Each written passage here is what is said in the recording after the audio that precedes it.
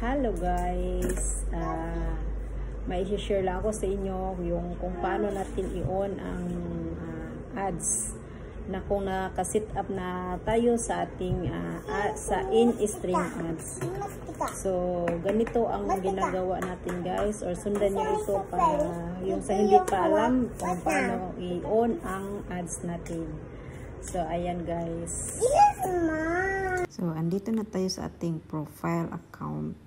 So hanap lang tayo dito sa videos natin. Yung mga video hindi pwede sa live guys. I take my breakfast before. Dito. Pagkatapos niyan, click yung See Insights. Ayan.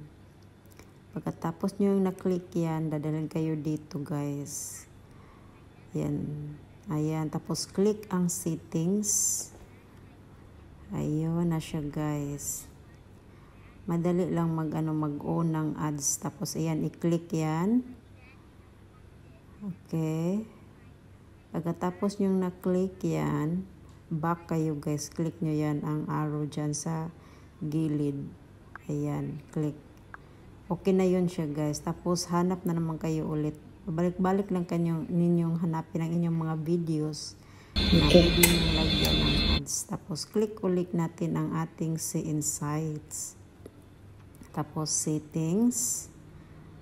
Pagkatapos ayan naman, i-click na naman natin yan. I-on natin yan.